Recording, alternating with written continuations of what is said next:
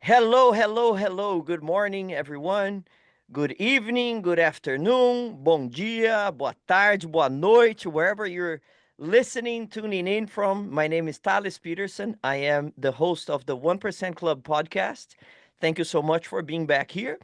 I have a very special guest today that he is going through a lot of transition in his life.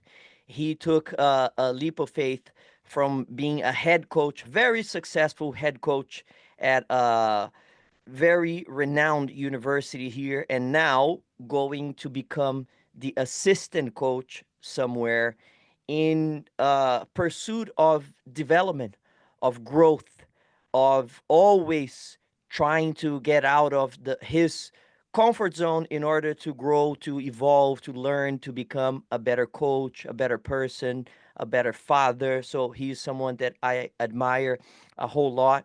And it's a pleasure to have here someone that can teach us what we talk about, the two main ideas that we have.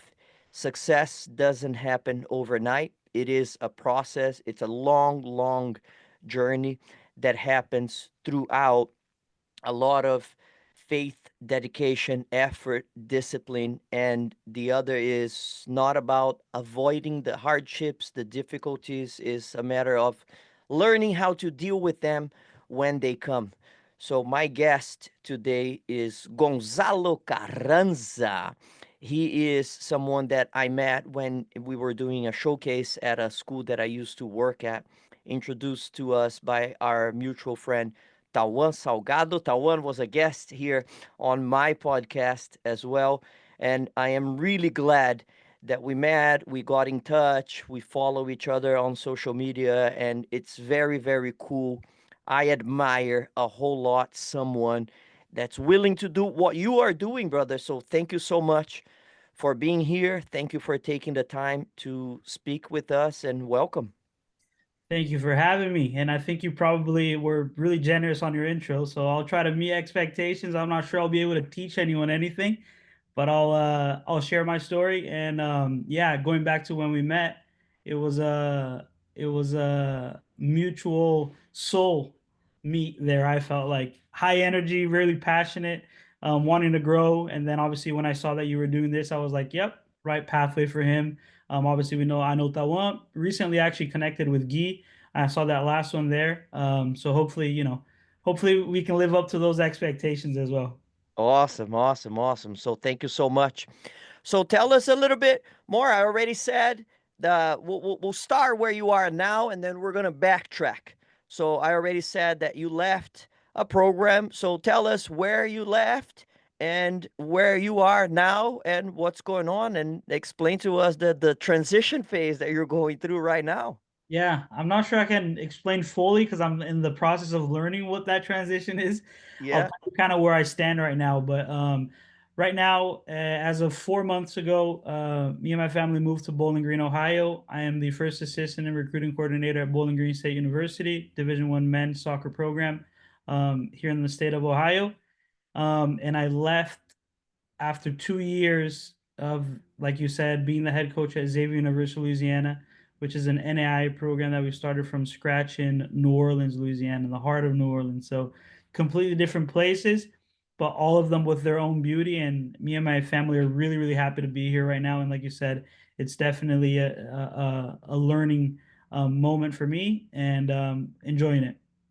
Absolutely. That's awesome. That's what life is all about, isn't it?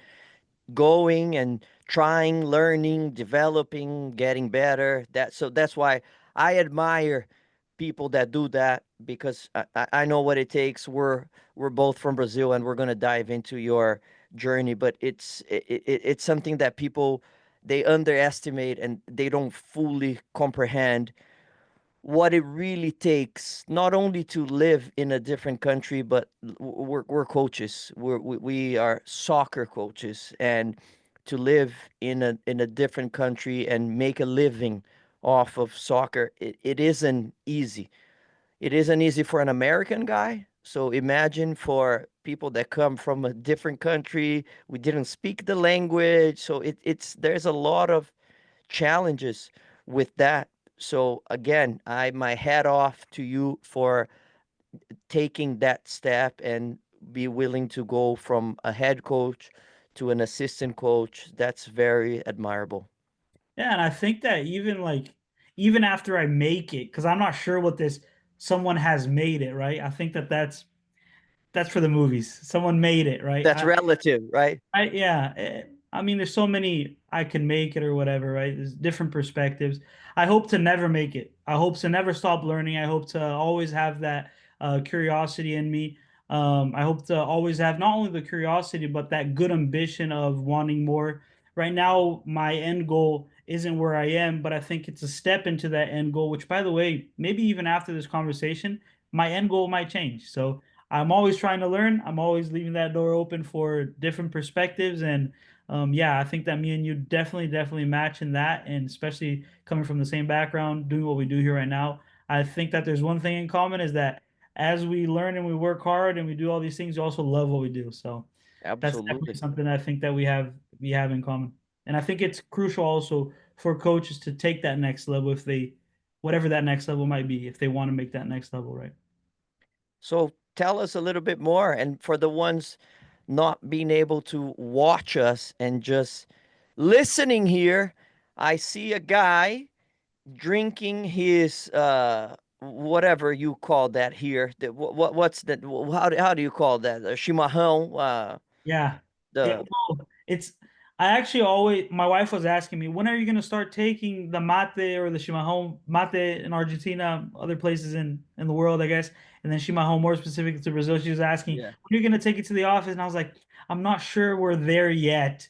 But you walk in with this thing full of herbs with this weird straw, and then you have to have Yeah. it thermal, and people are always gonna ask, like, what is that? I What's that, you weirdo? yeah, Yeah. exactly. Yeah. I remember when I was in college, professor was reading, and as he was reading his book, we were supposed to be reading our books and following and stuff.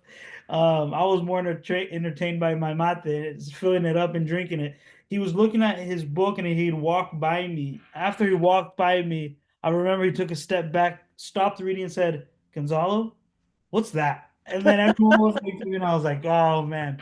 But yeah, definitely part of my culture, something I do since I can remember myself being a human being. So tell us a little bit more. You have a very interesting background, a very interesting upbringing from where you were born to where you grew up, and how did you first get involved in soccer? Take us through your early journey. Yeah, so I was born in Argentina and I was raised in Brazil. So people tend to joke Gonzalo chooses who he supports for who's winning. And that's not true, Yeah, even though I'm probably one of the only people that has a really soft spot for both.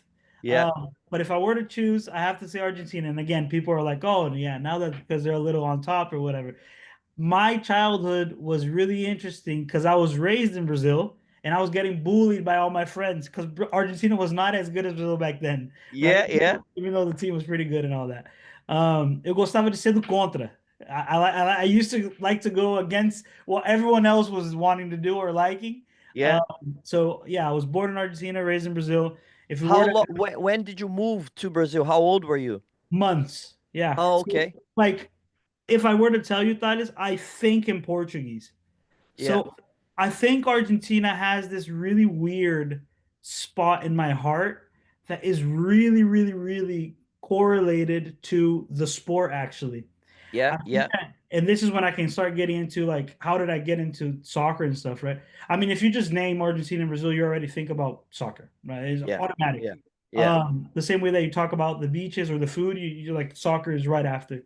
yeah, Um, I think that if I recall correctly, when I was younger, I wasn't the most talented skill wise. I was the most hardworking type thing.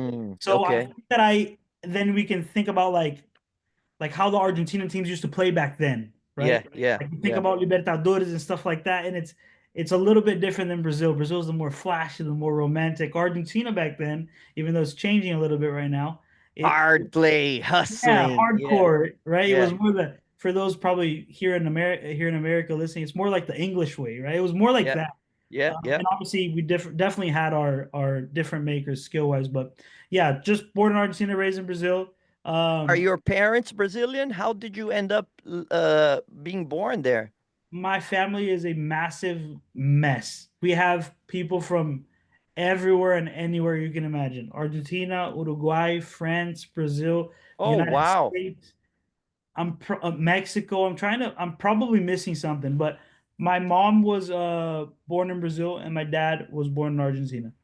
Okay, okay, okay. That's kind of how that's Got it. kind of how I would explain our family dynamic, and I'm probably selling it short. Like to give you a picture, like if I'm speaking to a cousin of mine, I might start in English, then I'll go to Spanish, and I'll end the phrase in Portuguese. It's wild. Which I So think is, you are obviously fluent in Portuguese, Spanish, and English. Do you speak any other languages? I don't, but I think right now my Spanish is taking a hit.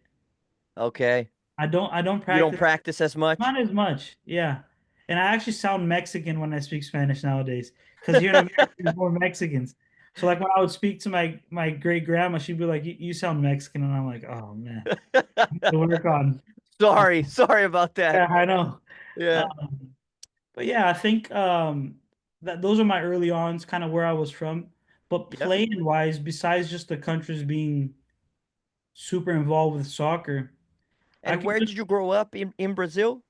um big question as well because I played back home as well, so I kind of move everywhere. But the Yep. vast majority of my time was Salvador, Bahia, and Yeah. Florianópolis, Santa Catarina. So two beautiful places. I can't Two complain about that. beautiful places. Yeah, Wow.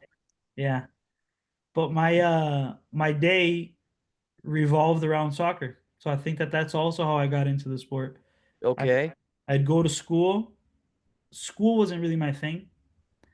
Um, so I would go to school more to make fun of my friend because my team beat his team. But I was really looking forward to recess so I can play for 30 minutes. Yeah. I'd come back home, eat as fast as possible to go to the academy. Come back. I'm not sure I went straight home. I probably went to like the futsal court in our neighborhood, and I Yeah. played there until my mom would shout me to come back home. So Yeah. 100 million touches a day and Yeah. Yeah. thinking about the sport the entire time. So a little bit about my very, very, very Great memories there for sure. Yeah. Like every good kid in Brazil growing up, just, playing with the friends, playing out on the streets. Times are very different now, but very back different. Yeah. when we grew up, not a whole lot of rules, and we would come up, even if it's just used to do that all the time. When it's just you and a friend, you figured out a game, a rule, you just improvise, you just want to have fun, touch the Yeah. ball, and you play with a soccer ball, with a futsal ball, with a volleyball, even a basketball, it doesn't matter. You just figured out you just want to play. I actually, you said a friend. I was thinking at times I would stick a game on the TV and I would have sort of my backyard. I'd have like five balls lined up. So I'd be watching, and when I got bored, I'd sprint out of this whatever backyard version that we had, and I'd kick the ball to try to hit this like bottle or whatever, and then Yeah. I'd come back, sit down, and come. So just even just by myself, people are I think like if you talk about development of sport and stuff, people I think underlook just how important it is to any contact of the sport whatsoever. This, in my case, watching, and but when I was watching, I probably had like a futsal ball on my foot, and I was just touching it briefly for whatever Yeah. reason. I'll sit on the couch and say, then I'd sprint, kick a ball, come back, like that very very like very beginning, very how can I say that? Like no rules, just like Mm-hmm. Mm-hmm. spontaneous is the word I was This looking for. discovery, you're Yeah, yeah, yeah. that plays a big part in people actually like developing in their early ages, I think, and obviously fall in love with the game and all that stuff as Yeah, it's well. something that you said about your life. You want to always be curious. So when you're first getting into that discovery, the early stages is, you want to also challenge yourself. oh, can I hit that bottle? Yeah. You come up with rules. And I remember me like trying to create scenarios in my own head. Oh, it's the last minute of the game and I gotta put the ball in. I gotta hit like the very, very bottom corner. And you Yeah. hit it, you're so happy you don't. You're like, dang it, I gotta Yeah. try again. My grandpa was really good at mimicking. He also played a huge part in me loving the sport. Um, he was really good at mimicking the broadcasters. Um, and then I would get inspired by that. So when I was dribbling the ball and doing all that, I was probably brought I was probably like broadcasting myself doing it. Not Doing broadcast your own commentary. Yeah. narrador. How do you, it's not broadcasting. Is it broadcasting? Commentator. Yeah. Commentator. So I'd Yeah. be commentating my own stuff. Yeah. Yeah, stuff like that is unique, man. And I one thing you said that stuck to me there, and I see it, and it's unfortunate, and I'm not sure there's anything much we can do. I think we probably need to embrace it and try to find ways rather than like go against it. It doesn't happen as much anymore, does it? Like the technology, the early days, like it's taken away also people fall in love with the game, but also developing with the game. Yeah, yeah, yeah. No rules, no restrictions, allowing the mistakes to be made, and you just figure it out different ways. Oh, that didn't work. You don't go, oh my gosh, that's so bad. I'm so terrible. You right away, you don't have time to think about the mistake, becoming a failure, and all of that because you're so ready to take action again that you don't focus on the mistake, you focus on the new execution in order to get it right. And nowadays it's so structured, and like there's cones, there's coaches, there's rules, there's restrictions. That's why you make a mistake, you feel afraid of trying again. I don't remember with who I was talking about this, but I've never heard the term so much as nowadays of my son doesn't have confidence. Yeah, yeah, I don't even remember, like I knew what confidence was, but it didn't really play a big part like yeah, on the scale of things. yeah, And it was unconsciously me just loving it and not really caring too much that I like messed up or anything. yeah, yeah. Know what I mean? So yeah, the whole like even that has changed now. The mindset of not the athlete of the human being that just happens to play the sport. Even that has changed as well. So Absolutely. And it has changed so much because people are a lot more aware of the issues. They're more aware of what can go wrong yeah, instead of focusing on what can go right. Having fun, enjoying. Like it doesn't work, no problem. Figure it out. Try again. When you are doing your own commentating and trying to hit a bottle and stuff, you don't go back to watching the game. You don't hustle inside the house and think about, oh my gosh, I didn't hit that bottle. No, next time you go, wow, I'm gonna try again. Great. That's the early definitions of the growth mindset that we talk about now. And back in the day, like you don't even think about it. You just go for it. just did it. So Gonzalo, take us through. You said you played in your early days, going to the academy and stuff like that. Where are you playing at this time? What's Yeah. the commitment like? What are you doing? How many days a week? Take us through your early memories of a little more formal Yeah, soccer. for sure. So I think when I was around 11, I had my first tryout. Okay. Until then, I didn't actually had played 11v11. I don't know how it was where you grew up, that is, but for me, like finding an 11v11 field wasn't as common. It was more the small futsal, or even just in the street, right? Like that was kind of my reality. So my very first like formal game on a pitch, I was around 11 to 12 years old, and I tried out for Vitoria. I didn't. They asked me what position I was. I had no idea what position I was. I said midfielder, but who knows why? No one want Yeah, at that yeah, point. No one wanted to be a goalkeeper or the center back. No one wanted to be that, right? And we yeah, wanted, yeah. I of want to attack. yeah, exactly. That was Yeah. typical back then how I was, and I wonder if it is like that now, but back then it was like you'd have one person raise their hand for goalkeeper, two for center back, and a million for the other stuff.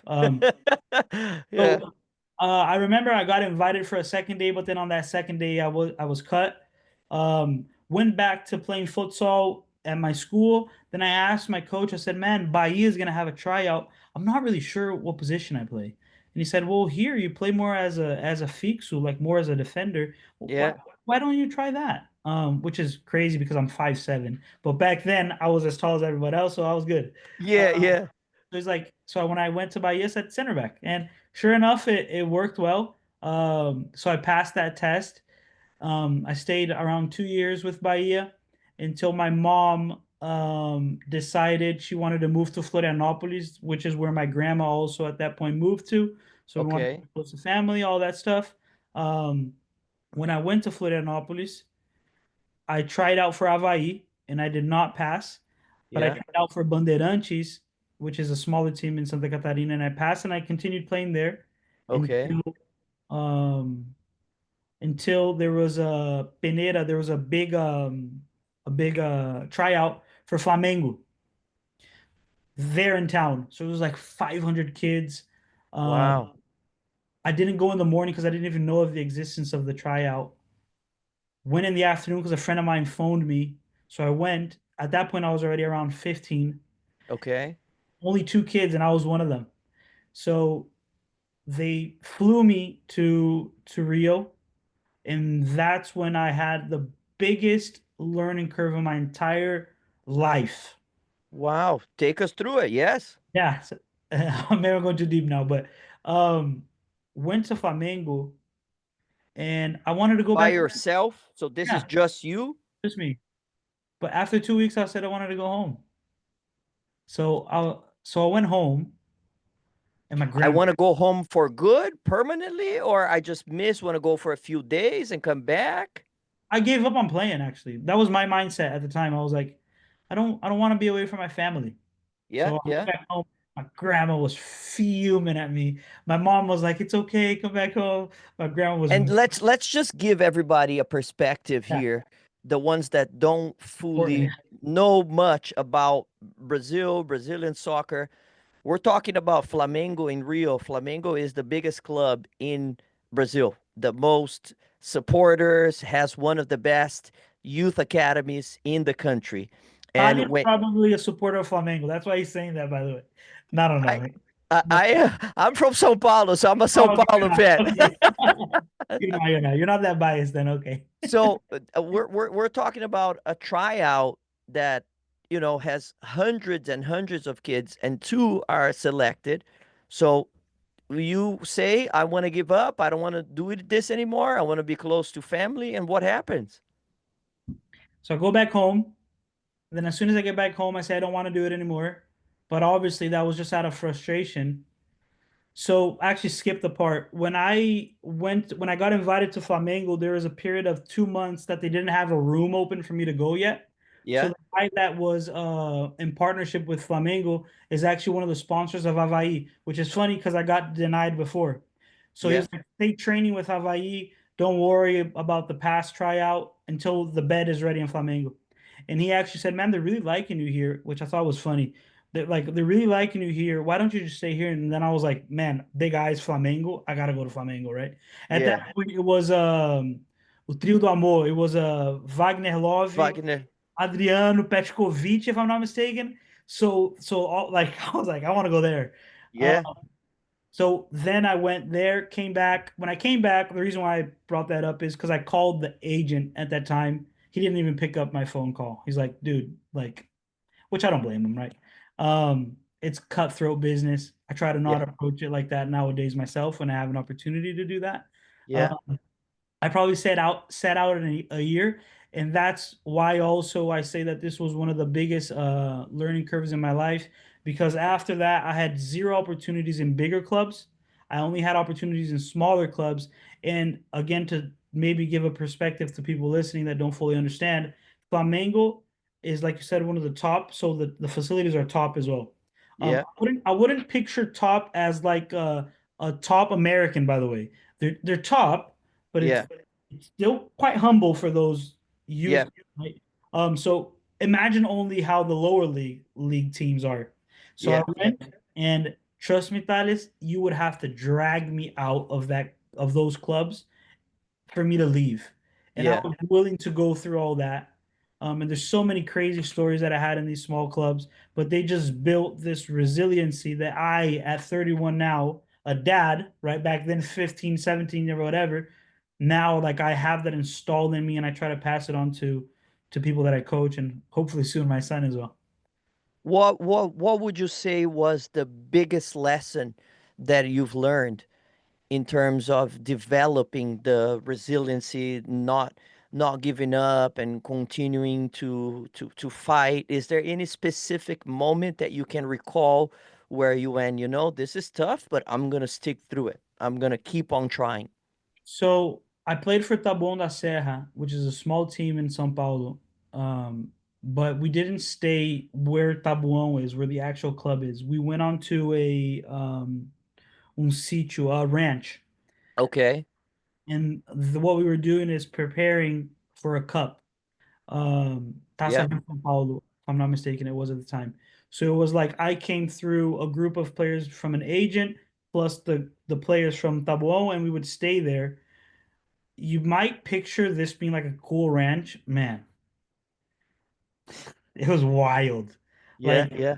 surely that's not allowed, but I was not leaving that place at all. So a specific situation that happened was I got sick with pneumonia. How do you say pneumonia? Pneumonia. Pneumonia. Yeah. So I was coughing my lungs out. And I was not feeling well. And we were sleeping on those beds that it was a mattress and it was bunk beds, and my bed would be like this. Like my mattress would be like this. And it was And so every move cold. is squeaks. Oh my God, yeah. Yeah. Yeah. It was so cold there. Hygiene wasn't really there either. Like if you wanted to flush the toilet, you'd have to go to this pool that was outside that was filled up with dirty water. And you'd get a bucket, you'd flush the toilet. Oh, Um, wow. like Yep. there's more 100 other things I could say about this, right? Yeah. But I remember in practice we were doing a pregame 11v11, just talking tactically. So there was a lot of stop and talking from the coach, and the same amount that you could hear him, you can hear me cough until he stopped the practice and he said, "Are you okay?" That What's was the wrong first with time, you? that was the first time someone actually checked on me, by the way. Yeah. I Yeah. was like, "No, perfectly fine. Let's keep rolling, right?" Keep going. I'm good. No problem whatsoever. Because I wasn't about to say I was sick, because then I'd lose my spot probably. Yeah. Yeah. Um, but that was something that I have really alive in my memory from back then. It was one of the last teams that I played in. That was probably when then college soccer started becoming a thing, because I was a little older at that point, 18, something Yeah. like that. Yeah. So that was probably the biggest one. And it was unconscious, right? That is like it wasn't like, oh, now I'm building resiliency. It's just Mm-hmm. I put Mm-hmm. myself in that situation. And because of all the things that I had before with Flamengo, I was like, oh, I'm not losing this opportunity anymore. And anything could have happened. I wasn't giving give up. Yeah. That is what I call the invisible lessons. At the time, you don't really comprehend what's going on because you're so like in the thick of it. But later on, you're like, oh, okay, that's how I first learned about it, and you keep on developing. That's the thing that you may not know at the time, but those are lessons. That's why when we're a little bit older, You can and real when we tell kids, yeah, just keep on going, keep on going. You don't know yet, but one day you thank me. Yep, that's right. Yeah. We hope they think us one day. They Yeah, might. yeah, yeah. That's right. That's right. So what's next? You said college soccer was developing to be a thing. How so? What ended up happening? So I actually didn't know about college soccer until a friend of mine said that he found out about this agency that sent players. Now it's a massive thing back home. There's actually way too many agencies now back home. Back Huge. then there Yeah. was only like five, if five, right? Uh, Yeah. so my last experience was that one that I told you. Rather than going straight home after we were done there, I found out about this tryout that was gonna happen in São Paulo. Okay. So got on the bus, big suitcase, went, tried And out. you already in São Paulo because you're I was already at there. Yeah, Tabuão. yeah. Yeah. So just coincident, right? Because I don't believe in any coincidence, but it so happened that it was there and it was close to the day that I was leaving. So I went and I tried out. You don't really try out for these, right? It's more like where do we place you? Yeah. Um, and then I guess I got approved on it. And then that's kind of when it started. So I got first sent to junior college in Minnesota. Um, which again coincidence, that's where it spiked the whole coaching in me, and we can dive into that later. But went to a Yeah. junior Yeah. college, spent 2 years there in Minnesota, Anoka Ramsey Community College. Then I transferred on to the University of Charleston, and then I finished at Friends University in Wichita, Kansas. And then after that went into coaching full time, even though, like I said, even in Minnesota I was already doing some stuff. So take us through the journey from Brazil to Minnesota. Minnesota is brutal, Brutal, brutal weather. brutal So weather. were you playing? What's the season like? What's the year like? How many months do you practice, play? What do you do in the winter? How does a Brazilian survive in Minnesota? Good question.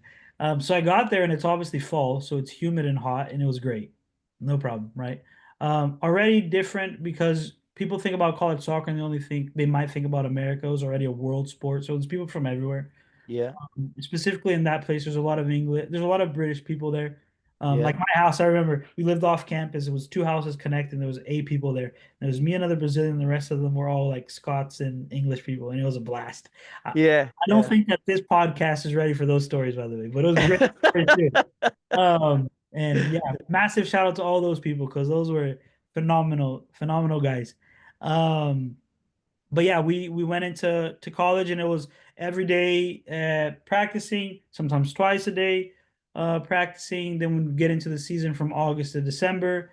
I'd go back home for Christmas, come back for spring, and then like you can't even get out of your car and walk into the building because you might freeze. And mind So you, much snow already. yeah, like mind you, I didn't have clothing for that stuff. Like I'd pack hoodies over hoodies over hoodies, and Yeah. people are probably looking like who's this weirdo? And and as you know, we wear flip flops for everything, so at times flip flops. But it was quite the adjustment. But people there were really a part of the foundation of my adult, like going into a young adult.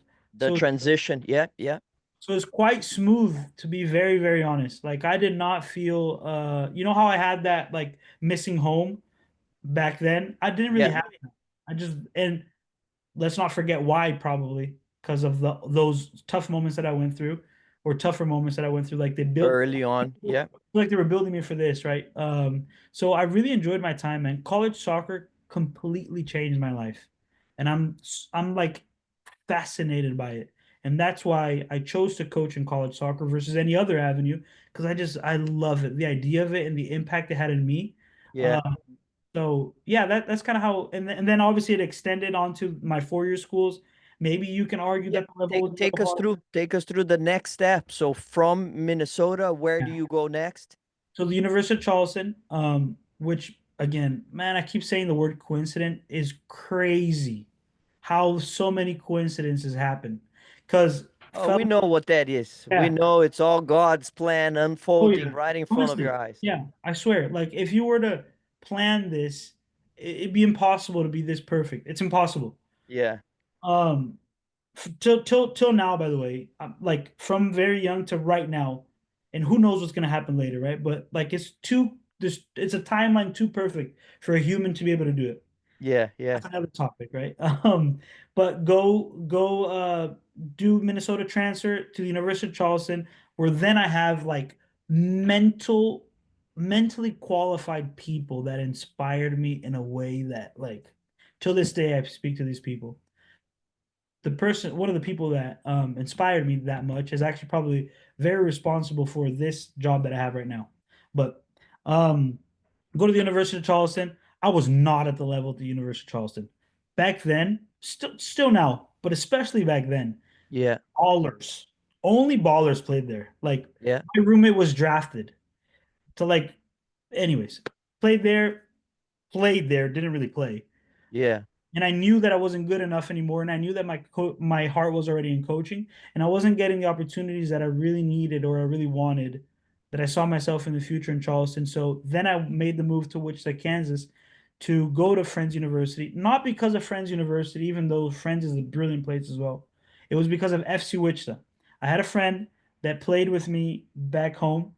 Um, he's like, Gonzo, why don't you just come to Friends University and you can coach here at FC Wichita? We have from youth all the way to semi-pro. It might be Yeah. a good avenue.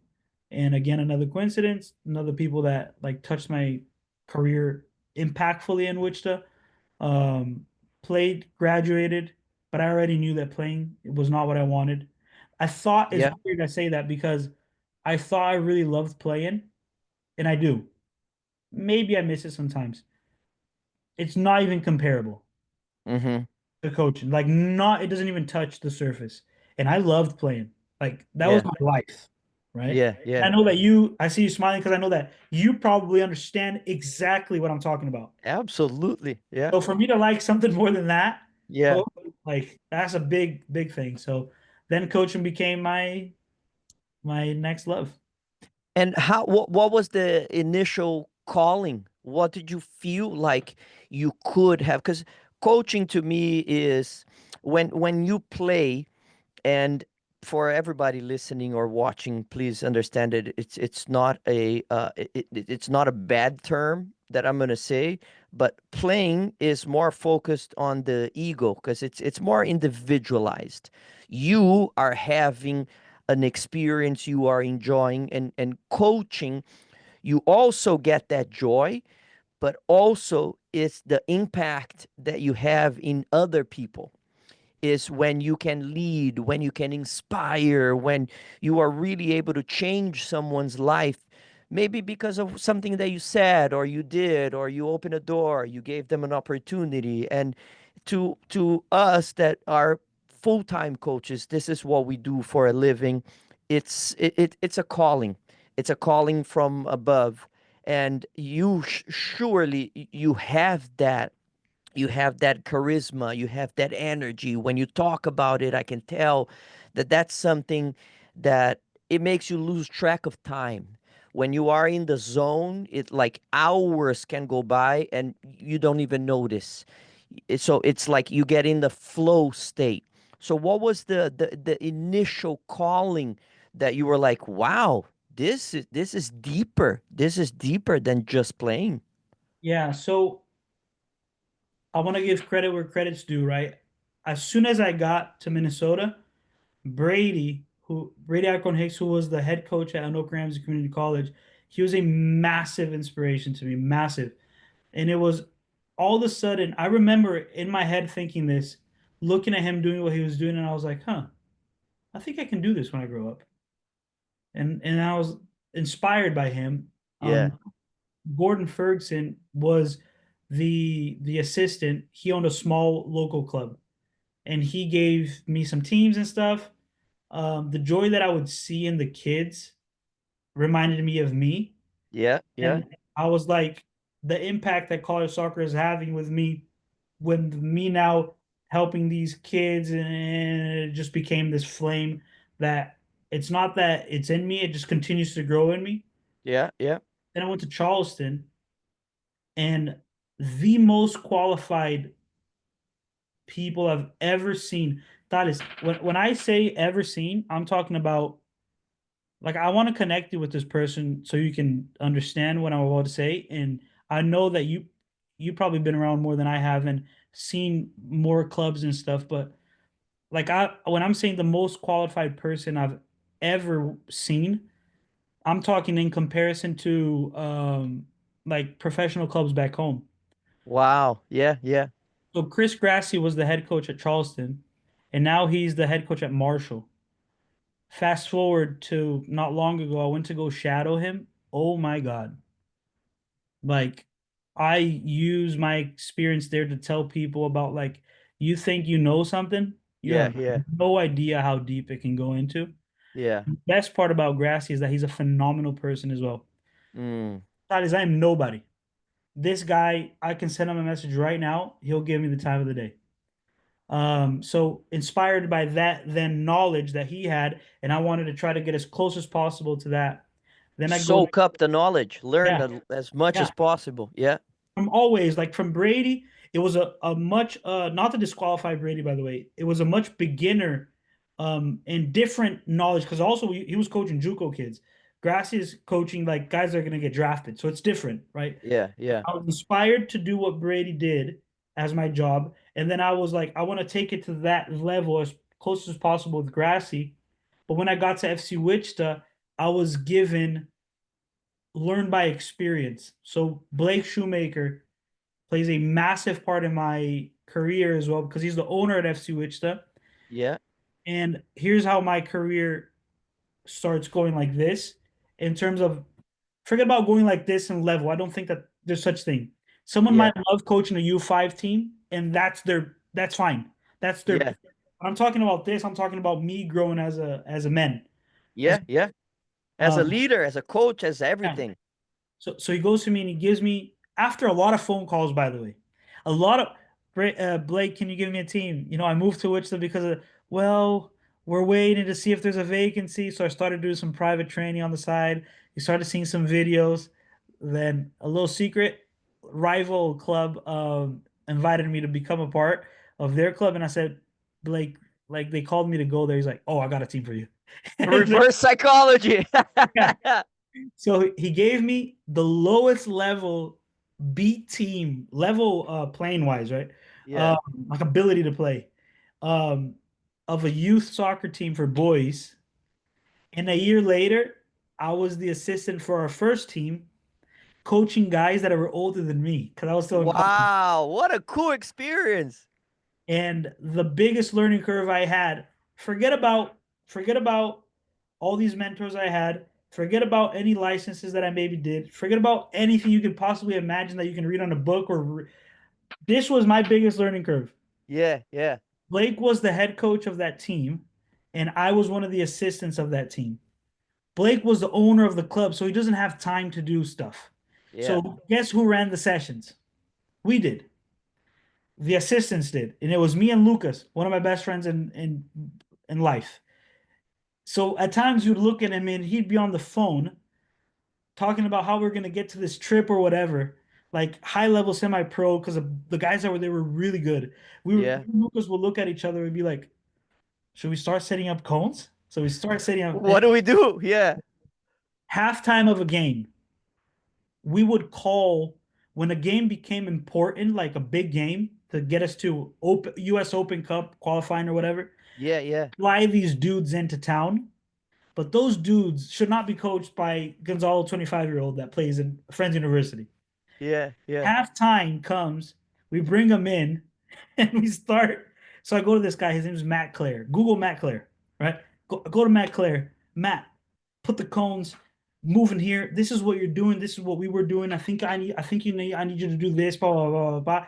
On Yeah. I go to the next coaching point to a next person, and he stops me, and he said, "What? What are you talking about?" Like saying What are you saying? like he's like, calm down. Like, don't Yeah. even address me. Yeah. I was like, biggest learning moment in my coaching career. That was wild. Wow. So I went from there. If I were to give you just kind of some references, then got into college with assistant.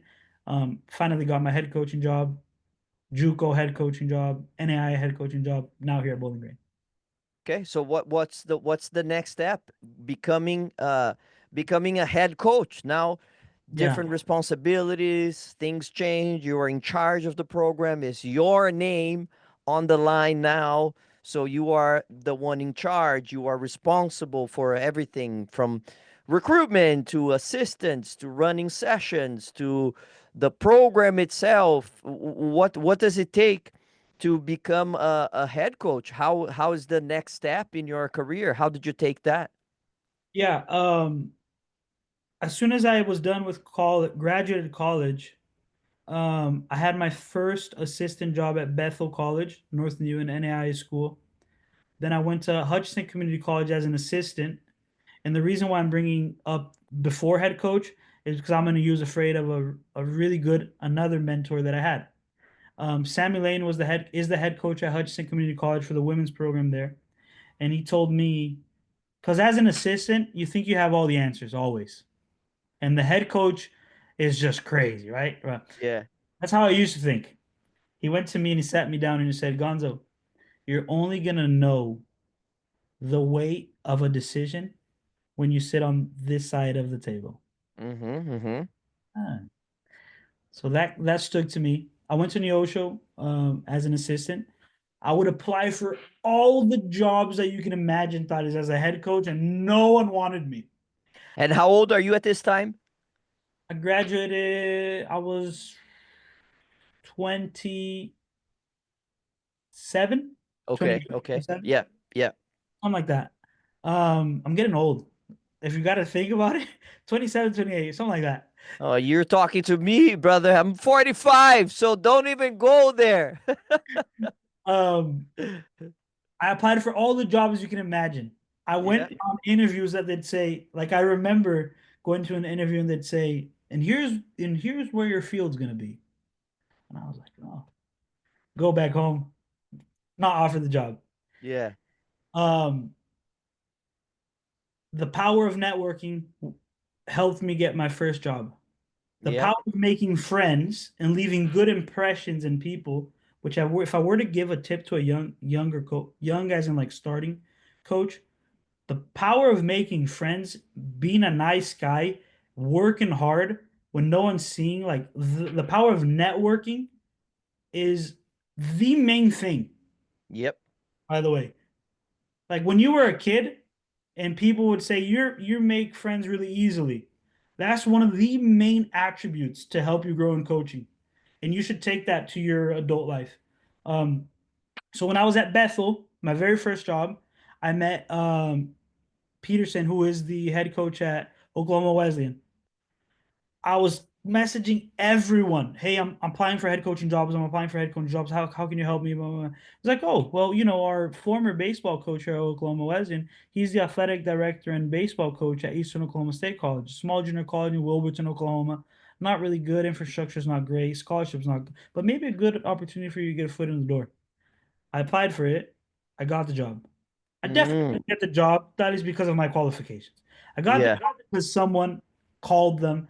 And then after is where your work speaks for that recommendation, right? You So, get your foot through the door, but you yeah. only stay if you're qualified, if you Or can you do the only do job. good if you're qualified as well. Because you can stay there, and some places are like, who cares if this guy wins or not? Like, some places are like that. But that was my first head coaching job. Biggest learning moment I had as a head coach ever. Like, Eastern Oklahoma State College with the boys that we had there, the people that we had there, because I also took the women's program on the second year. Like it left such a foundation of who I am and how I coach and how I want to coach now as a lead, as the main leader, if you will. Yeah. Yeah. So we turned around that program, small town, middle of nowhere. There's 2,000 people in town. There's one stop sign. They came from a 1-8 program record. Like they never even would make the playoffs of the conference. That wasn't really that strong at the time. And after 2 years, we flipped it. We turned it around completely. And you might think, I'm gonna say this part of the story. Please don't give me more credit than I deserve, because Yeah. Yeah. you should see what these guys did for my life. It's like magic. They're responsible 99% of what I am right now. The people that I recruited, those kids are special for me in like ways that I couldn't even explain. Yeah. Um, Yeah. we made it to the national tournament. We won our regular season undefeated.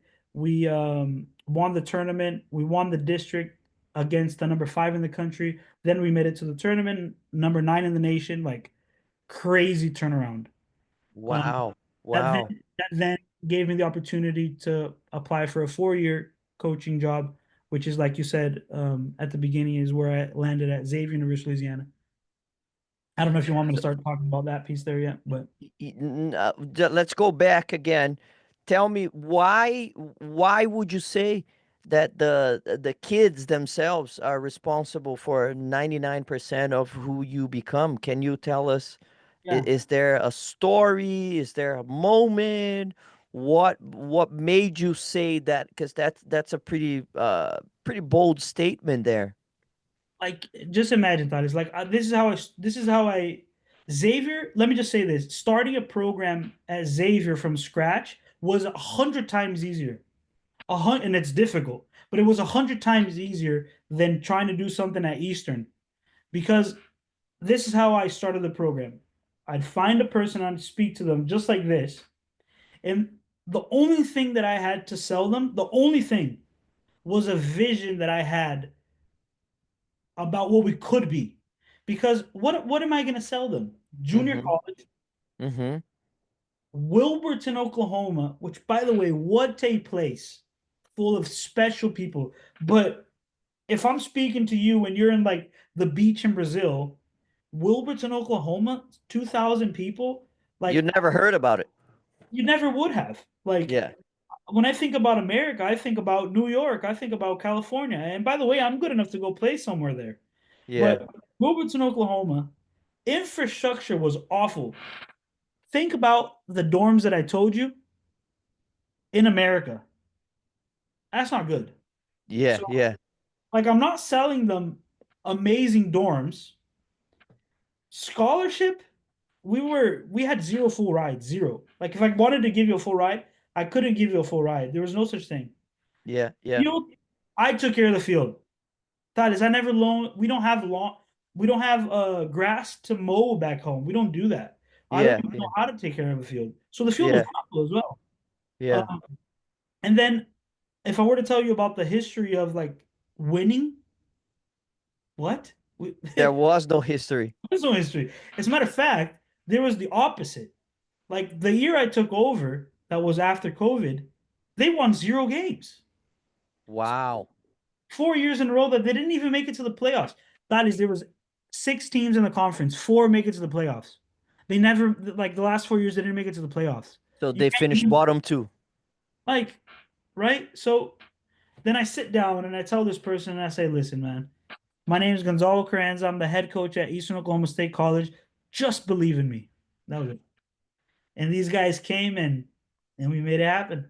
So that was wild. It makes me emotional also.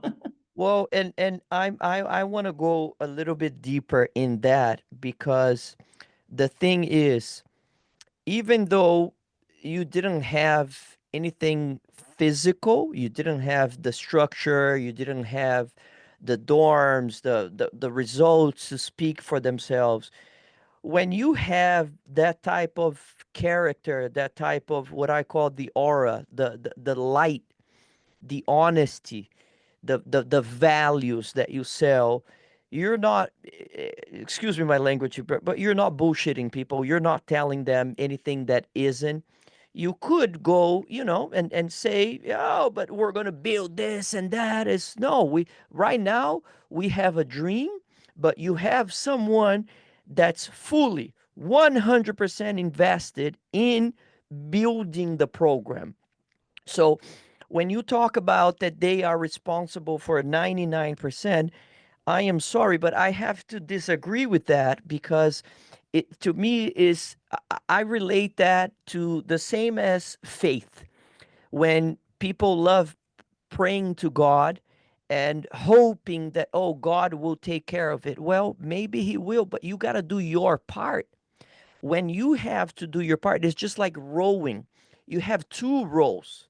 You take one, and God takes the other one, and together you go. So, what you were doing, because of who you are, because of your values, because of all the lessons that you have learned early on, you were able to sell a dream that it became real in their minds because of who you are and because you coach from the heart. You Yeah, don't coach that's true. to make money, you don't coach for the status. You are willing to go to a place that has 2,000 people and change a program around. So they are responsible for maybe half, but Yeah, the other half is you. And maybe I don't know if you ever thought about that from that point of view, but that to me is the calling that I was talking about earlier. Is coaching is a lot more than X's and O's and getting the cone for the mat guy that you were saying, like, oh, don't address me. What you were doing, you weren't coaching, you were changing lives. So you were being used as an instrument to tell those guys, hey guys, believe in me, and consequently believe in yourselves. So where are those kids? I don't know if I can call them kids, but where are those guys now? And what impact have you made in their lives after this experience? Yeah, I appreciate that, by the way. Maybe I am selling myself short. I just prefer that way because I don't want people to think that I'm like this wizard of coaching. Like you said, X's and O's is probably the last. By the way, I don't know if you've noticed, but we haven't really talked about like how to kick a ball or how to move pieces. And that's usually how I talk about soccer. Like I rarely talk about soccer. Soccer is just something that I do, right? Yeah, Like, your thought is, and you just so happen to coach. And I'm Gonzalo, and I just so happen to coach. But I rarely talk about football and stuff. It's more about these other things that are way more important. yeah, Uh, yeah. so to answer that question, vast majority of those kids are in 4-year schools, and actually this year is when their cycle is like finishing and they're graduating. Some of them now are getting married. We're getting invitations from for their weddings and stuff, so that's super cool as well. Um, so that's kind of what those kids are doing. Some are they got an extra year now, so they're going on to play Division 1. But I maintain contact with all of them, and my relationship with them is way beyond just a coach. I'm their friend, and I think I was back then as well. I don't even like to say that I was their dad or like maybe an older brother, something like Older that. brother. Yeah, Yeah, yeah, that's kind of how it is. That's kind of how I feel. And I'm like March 22nd was my birthday. I'm 31 years old, and I was telling my grandma, I was like, I feel like 18 years old in my brain. So yeah. like I was able to correlate to them on a really personal level because maybe maybe it's just the inner child in me. But so we maintain contact. We rarely talk about football. We BS about other things, and yeah, they're good guys, man. Good girls as well. Like good, really, really good people. And I'm so glad that we were able to hopefully cause a positive impact and teach some lessons as well. Amazing, amazing. So now the next gig comes up. You are a new head coach again at Xavier, and you said that it was 100 times easier to start that one than the prior, but I bet it wasn't just all rainbows and butterflies like nothing is in life. So No. take us through how is that step now? What happens in this new journey? So when we were at the national tournament, with Eastern, I Yep. already knew that I wanted to leave to a 4-year school after 2 years there, and I thought that we did enough of a body of work to hopefully sell myself well enough. Keeping in mind what my end goal is, and I guess we can talk about that later. But while I was at the tournament, before I sent a resume to Xavier, I saw they opened up a program application. I sent a resume. When I was at Nationals, I personally emailed the AD, Nathan Cochran, and I said, I'm at the national tournament right now. I wanted to make sure that you got these updates on my resume. And I just it was one line. It just said national tournament. But I'm sure that he probably read national tournament. I was like, oh, maybe this guy's half decent, right? So come back, fast forward, come back to Eastern after the national tournament, and I get an email. You've been qualified for the Zoom. So I have the Zoom, talk about it. And fast forward, you're qualified to come on campus. Oh, They fly me to getting New more Orleans. exciting. Yeah, they fly me to New Orleans. Which, by the way, Tyler, for someone to fly me over to job interview, I'm like, I'm big time now, man. That's how that's probably one of the most common things ever. But just so you understand, like my beginnings, right? In Yeah, comparison, I was like, yeah, man, get to the hotel, super nice hotel. I have someone driving me all over the place. Like yeah, they made me feel $1 million there. yeah, yeah. I loved it. New Orleans is really similar to Brazil, very similar to Salvador, by the way. Yeah. like culturally African, like food, weather, stuff like that. So I was loving it. And I get to start something from scratch, which some people would be a little scared, but I'm like, I'm loving it, right? Before I had to turn over something really bad. So I'm like, if it's bad, it's my fault. So I'll take it. Uh, Yeah. Yeah. I get back home and I find out who my competition was. And I'm like, I'm not gonna get the job. The competition, I won't name names, which I'm actually quite close to him. Um, head coach Division 1, head coach pro, successful pro Yeah.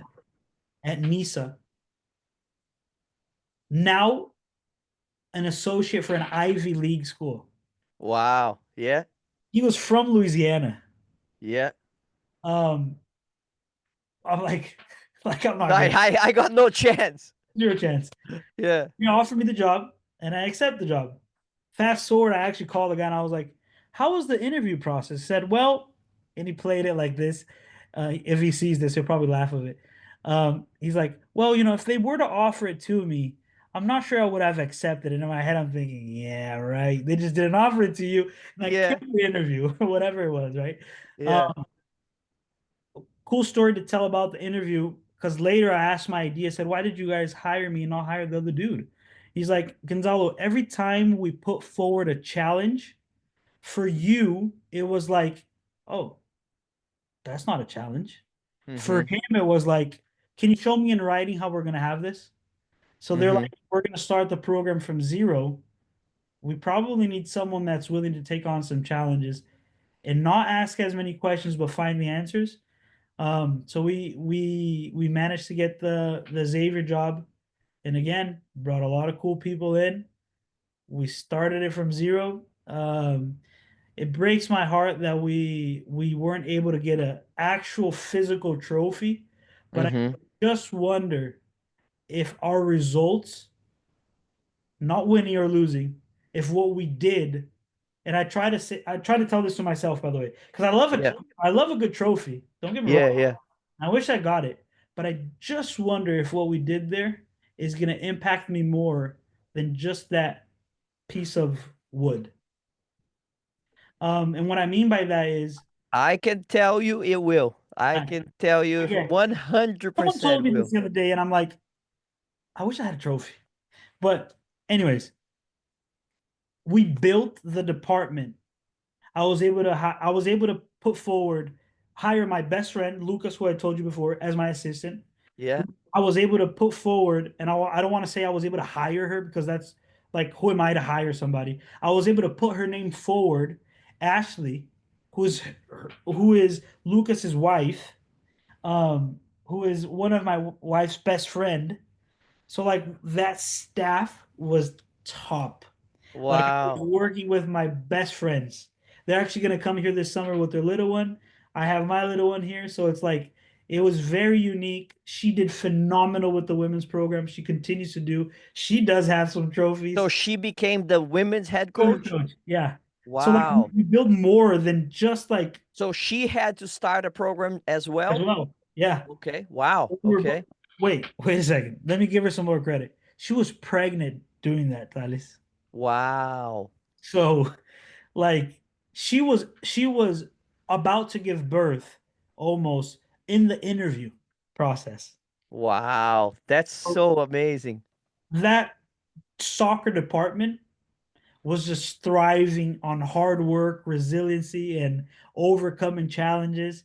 It was top, man. And I guess our best accomplishment there was the second year we made it to the second round of nationals. But that was out of a large bid. So Wow. That's incredible. So you were there for 2 years? 2 years, yeah. Okay. And then is this Yeah. what's the next step? That's 4 months ago? No, yeah. So, did 2 years there, just like at Eastern. I felt like 2 years was the cycle. My end goal, it's probably important to bring it up now. My end goal is to run like my dream job back in 2014. My dream job was to run a college program at the highest level possible. And for me, the highest level possible is Division 1 for many reasons. That sometimes people are like, it's just status. there's just some other things about Division 1 that I absolutely like, Yeah. absolutely love. For example, as you can see, I'm really passionate about my job, and I I haven't worked a day in my life, and it's just because I love what I do. But I put a lot of work into what I do, and I want to surround myself with people that see life a little closer to how I do. And Division 1 is the pinnacle of college. So out of a coincidence, out of a out of a result of it, we're all trying to be the best we possibly can. So like Absolutely. I'm working with the best of my segment because of the reasons that I just gave you, right? Not that the other levels are not good or it's just different. They're different, I think, in the way that they see life and how they pursue their job. Um, so I started just like when I got my first head coaching job, I started messaging everybody. Chris Yeah, yeah. Grassi, Chris Grassi was one of my recommendations. Okay. He said, Gonzo, I just got a phone call out of a coincidence of Bowling Green, whose head coach is Eric Nichols, and I'm really close to him. Actually, one of his best assistants, who is Sean Teepin, who now is the assistant at Louisville, he was a player for me. I sent him to Bowling Green as a recommendation. Did great there. I'm pretty sure my recommendation will be taken into consideration. So spoke to Eric Nichols, um, and now I'm here. I don't know if I And found too much. And now no, I'm no, no. I wanna first before we get to where you are now, and we're gonna talk about just as a reminder for myself. I'm just saying it out loud here. I want to go back to again the networking side, but also the relationship between networking and being competent. But before that, when you view challenges as opportunities for growth and you don't really view them as something that will stop you from achieving your goals, you will figure it out the how when you have a strong why. So a concept that I have developed and I think about daily is people talk about the fixed mindset and the growth mindset. And by studying a whole lot and by doing my own research, what I have very humbly now, what I have come up with is how to put the growth mindset in action is a term that I called mind flex. So I don't believe that the mind is set. I believe the mind is flexible. So when you break down the word mindset, is when you talk about the growth mindset, in a way, you're still talking about a mind that is set. So the growth mindset in action to me is called mind flex. So it's mental flexibility where you are able to deal with challenges. And the way I view that is on a daily basis, you work on yourself, you work on becoming more aware, more conscious, a better being, a better person, a better father, a better coach, a better husband, whatever the case may be. So when you get hired because you have that kind of mentality, you have that kind of perspective and view on things, and you are always looking to grow, to develop, to get better from where you were to where you are now. So, what can you tell other people that might be going through a situation that they're a little hesitant about? Should I go? Should I not go? I'm scared of trying. What if I fail? What if this doesn't happen? A lot of what ifs that we're very good at keeping ourselves grounded and safe and not taking the risk. So from someone that have taken many risks, chances, have grown programs from the ground up, what advice would you give to someone that might be going through a situation like that? They're on the fence. What would you say to them? Hmm, that's a brilliant question. Um, I'm gonna be cheesy on this. So, because everyone's using this term now, it became like a trend term because of this guy, which by the way gets fired all the time because of this crazy business that we work in. Well, they work in professional soccer, so it's even more. But Fernando Diniz came up with a term that everyone's saying, coragem para jogar, right? Which is courage to play. Like, Hmm. for context, he's a guy that, is 10 times out of 10 probably playing out of the back in ways that everyone was like, "Ooh," or even just overall, Inside the 6 yard box. right? It's mental, right? And Yeah. I'm not saying that I think that's right or wrong, or there's no right or wrong, there's different perspectives, but like just the concept of coragem para jogar, like courage to play, courage to try things, I would then change it to say courage to live. Um, I have a lot of courage to live, and sometimes maybe I need to hold myself back a little more. And I'd tell people courage to live, courage to try things. At the same time, that understand it's going to be hard.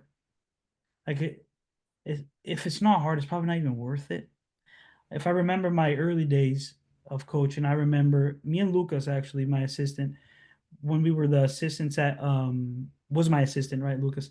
Now he's actually the head coach at Xavier. Forgot to say that. Wow, what Yeah, a turn of events. yeah. So we were the assistants at that semi-pro team that I told you. Um, I remember that we would get to the men's practice, and as soon as the men's practice was done, we would run privates until literally the sun was down. Wow. And I'm not even talking about college soccer at that point, which is my end goal. I'm talking about just me working my craft and trying to make a living out of it as well. Yeah, yeah. So I'd say courage. I'd say understand it's going to be hard. Then I'm going to touch base on the whole financial thing as well. Dude, you're going to do some jobs that aren't going to pay you anything. And if you want this for you, you're just going to have to figure it out. You're just gonna have to figure it like if you really want to. I am in a situation right now. I'm not a millionaire or anything like that, but I'm not worried basically that I can go have a meal with my family and I don't need to look at the bank statement basically, right? Like by bank. I'm on that but Yeah. before I did, man, like oh, we're gonna go on this drive through for McDonald's. Is it gonna go through? Like I did. Hmm. Hmm. Hmm. Um, The uncertainty. Yeah. like there that there's also a piece like that if you're really wanting to grow in a career that the financial piece is going to make a you're going to have to do it, man, to make it work. And then the last thing is probably the main thing. I like I said before, I haven't felt like I worked. It's not that every day is work. I just haven't felt like I worked on it. I kind of feel lazy saying it. I don't Yeah. feel like my job's a job. Like I just, and that's just because I like it so much. So really find your calling, right? And don't be in a rush to find your calling. It takes time as well. I think that a little bit of those pointers would be important to share.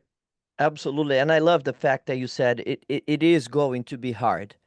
There is no, what I like to say is growth comes after pain. So after a storm, there's always the sunshine, but you got to go through the storm first. So it's not a matter of avoiding the difficulties, the hardships. The only constant is change. Life is changing all the time.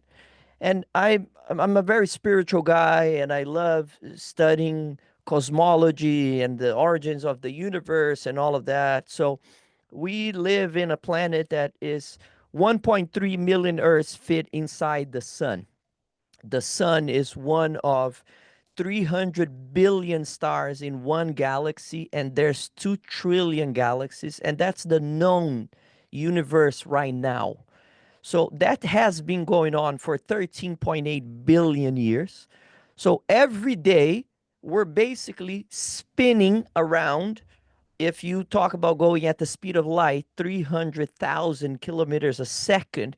So things are changing. That's why there's different stations of the year. There's night, there's day, and we have the false assumption that, oh, when I get this, I'll be happy. Well, but maybe you will, but that will also change. Everything is constantly changing on a daily basis. So we have the feeling of, but I want to feel secure when things are settled. But guess what? It's not going to be like that for too long. Things are changing, and we as humans, we as a species, we need growth, we need purpose, we need to find our calling. So again, I love and thank you for sharing that it will be hard. Yes, it will. But guess what? You can go through it. Yeah. Two things stuck out to me that you just said. First off, I don't know if you saw this video. Actors sitting on a table and they're talking about life, I guess, and they say, I wish I just knew that this shall pass. And it's like feeling good, got all the answers. This should also pass. Oh So yeah. it will change. And then the second thing, and I have to remind me of this constantly. And if I were to tell you something that I try that I'm doing more now that I didn't do as good as before, or at least I wasn't conscious of it, is um, you said you're gonna be happy tomorrow. Uh, be thankful for now. Live. Just live now. And I because I'm so ambitious and I want to become a better I want to have a better ambition, a good ambition, not this toxic ambition. And the toxic ambition can happen when it's like, man, I just wish I already had my Division 1 program. Because that's my end goal. Man, I can do it. I know I can do it, but I don't have it yet. So I'm just not going to be too happy right now. And I have to remind myself, think about 2014. You you would be dying to be where you are right now, right? Or think about 4 months ago, you'd be dying to be where you are right now. And now you have it. So give it your all now and be thankful about now. That's something that stuck out to me that you just said. And I think it's probably important to tell people as well because they're gonna start climbing whatever their ladder is, but at one point they're gonna be like, man, I wish I was there. No, no, no, no. Thank you for right now. Maybe you'll get there. Well, if you really think about it, Gonza, is something that we take it for granted so many times. And the fact that you are alive, the fact that you are conscious, the fact that you are here now, that alone is a blessing. Oh yeah. So many people went to bed, didn't wake up, are not here to see the light of the day again. So just the fact that we're healthy, that is, to me, that's a blessing. So every day should be not taken for granted because you never know. You never know when that's going to end. And live in the present while you can make plans for the future. That's completely fine. But don't forget to live, and Yeah. also don't just focus on what is going wrong because there's a lot of Yeah. good things That too. too. There's that too. I was driving to last week, and I was driving. So I'm the one of the roles I have here is I'm the recruiting coordinator. So I was driving to Michigan, and it was to recruit. It and it was rainy, and it was cold, and it was windy, and I was in a rental car thinking, "Oh my God, here we go. I'm about to spend. I'm about to watch 3 games sitting there soaking wet, and then I take a sip of my coffee, and I'm like." This is not that bad. Yeah, yeah. Something completely different. And so yeah, and it only hits home when it's something really close to you like that. For example, let's say you lose a loved one, then you're like, man, I'm here. Or you don't even have the opportunity to make that drive to go recruit in Michigan, and it's like, huh, right? So yeah, count your blessings. James Cottage was one of my first bosses, like I said, at Bethel College. He would tell me, um, if you just think about how lucky you are, something along those lines, how lucky you are, or if you count your blessings, it's really hard to get in a negative state of mind. Yeah, Like if you yeah. just sit for a second and say, I'm healthy, I'm alive, I'm playing college soccer, like, right? Like it's really hard for you to get in a negative state of mind, but we have to consistently remind ourselves of it. So what's the day of a college coach now? You said you were recruiting last weekend. So give us a walkthrough of your responsibilities. What are you doing? What do you do on the field? What do you do off the field in terms of going to the office and all of that, the preparation for the season, and also just to piggyback on that question, can you walk us through? You said that there's a lot of differences between the programs and the divisions and the colleges and your main ambition, your main goal is to be a D1 call head coach of a program. So what are the main differences? What is something that you can teach us about it? I hate that term. Teach us about it. I'm just gonna tell you. Hopefully, Tell us, I'm or gonna just tell tell you. us about it. Yeah. I don't think I'm qualified enough to teach anything, but I'll just tell you, and then people might hopefully pick up a term here and there, right? A lesson here and there. First off, I don't want to sell. I want to make it really clear. I don't want to sell short other levels. All those levels are extremely important, and they played a massive part in my life, like Yeah, immensely, in ways that maybe Division 1 will never be able to teach me. yeah, Um, so got hired 4 months ago by Eric Nichols. He was looking for a first assistant. One of the roles of the first assistant had to be the recruiting coordinator, but like everything, we wear many hats. So I got here in February, even though I was already working before I got hired. Like from home, I was already itching to do stuff, so I was already doing stuff. Uh, yeah. but got here in the spring, which is our off season. Which forget about off season at Bowling Green. Like the off season at Bowling Green is top, man. I felt like I was in the season, to be very honest.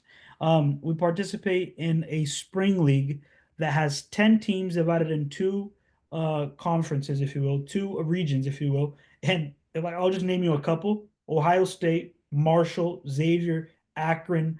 Like Wow. Michigan State, Dayton, like all these huge programs. But Yeah, so like competition is as high as it gets. So welcome for me was this. So I was like, I like this. This yeah, is the right move. But with all that, obviously came challenges. Um, it wasn't a big of as a shock for me because I am a bit of a workaholic, but we are demanded a lot. yeah, Eric has us working in efficient ways. So obviously we had our spring. We would train every day, which is something different than most levels. Like we train every day. The boys are in the gym almost every day. They're doing stuff. We're doing video sessions, individual sessions. We're approaching this as an actual season, right? In the fall. yeah, Um, so we're doing that at the same time that we're preparing for the fall. I am responsible right now for bringing four guys, actually, which all four are Brazilian. By the way, backstory, Thales. You know how many Brazilians Bowling Green has had? How many? One. Wow. And it didn't work out very well. Yeah, yeah. All of a sudden, I come in and it's like four Brazilians. All at once. You've only been here 4 months, so I can't say Eric doesn't trust me. So these guys are coming in. We're hoping they do well. At the same time that we're already preparing for the future, like this Michigan trip, or even this weekend that I go to Maryland. We're talking about a really small class of recruiting for 26s, but an even larger class of recruiting for 27s. So we're trying to filter those names. We have our camps coming up that we use also as a recruiting tool, so we're preparing for that. Yeah, In terms of like coming into the office, like for example, as soon as this is done, I'm gonna go meet with Eric. We go to the office, but it's not as much as you'd think. Eric likes to keep it like light. yeah, So we'll go meet at Juniper, which is a really cool coffee shop that they have here, and we'll just do it there. We'll do our meeting there. Our meetings sometimes have an agenda, sometimes they don't. yeah, Yesterday, I felt like it didn't really have an agenda. It was just me and him chatting, which we can go for hours, just like me and you. Uh, yeah, Today, our agenda to give you guys an insight is like we're going to talk about these five components that we can really strive if we get right for this upcoming class. And the objective is how can we implement those there? Outside of that, really, there's obviously like admin stuff, uh, mm-hmm. like uploading receipts, renewing insurances for our camps. Um, when it comes to the practices, Eric is really hands-on. I run sections of the practice, but Eric still takes most of it. Um, The planning of the session comes from him. the yes, he'll. This is how it goes. Really cool question, by the way, because I think that also takes my past experience to another level. Before every practice, no matter what, and this is in the spring, we sit as a staff and we talk about the session. So with his expertise, with his stuff that he knows about us, and he's been here since 2009. So he's like, Wow. This is my baby. So here's the blueprint. What do you guys think? And then we'll discuss about it. Which before I would do that with my staffs, but it definitely wasn't to the extent that he takes it. That is, you should see the attention to detail that Eric has when it comes to practices. See if this is a bit different for you, because it was for me. So let's say we have an 11v11 game, right? Yeah. When I'm in practice, I'm not 100% sure I have linesmen's. Do you have linesmen's at your 11v11 practices? Like, Most of the time, no. and then we have a center also. And I can tell you this about all the other segments of practice. For example, you know the basketball stopwatch? Mm-hmm. Mm-hmm. Like as a like international soccer guy, I thought that was a bit strange. But then I'm seeing the value of it later. He has stopwatches for the session, and the rules are super crystal clear. And it's like everyone's hands on in the session. And then I finally understood why. I have never seen such an intense practice and such a competitive practice like I've seen here. Mm-hmm. Never.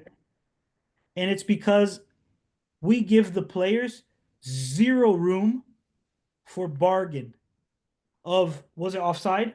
Was it the right call? Is the time correct? Are there questions on the rules?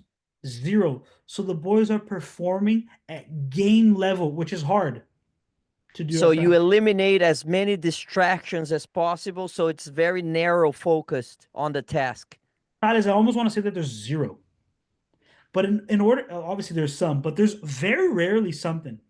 And in order for you to get to that, you have to be so caught up on attention to detail and have such Mm-hmm.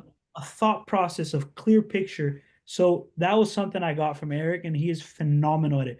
Our secret weapon is definitely one of our secret weapons is definitely how our practices go. We have this thing that's called plus minus. Plus minus, you if you look at the practice, you probably think that it's the final of the World Cup. I swear to God, man. Like it's wild. The boys are really, really Com- going at they're competing. have like I've never seen before. So that's that's how practices look. I guess the last thing of my roles here, Thales, is I do the scouting for the opposition and I present what I would think would be a plan for us to approach that. And Uh-huh. at times I present it, at times he presents it to players, to individuals. I'm probably missing something. We really do everything, man. But I try to face like I'm taking this step down as an assistant. I told him like I will treat this as it's my own, and I try to do that as much as possible through his Well, and it's guidance. so great because you are learning a whole lot. And in the culture that we are in, and I was talking to someone the other day, and we got into like a very, very good conversation about this, that most people view this as because they come from a place of insecurity instead of coming from a place of, wow, what a great opportunity for me to learn from someone that, maybe he knows more than you. Maybe it's a great chance for me to develop in order to get ready for when I have my own program, so I can share ideas, I can pick up a lot of things. So now I bet when you run your own sessions, you're going to view everything from a completely different angle, that you're learning how to eliminate more of the distractions and how to get the team prepared and so on.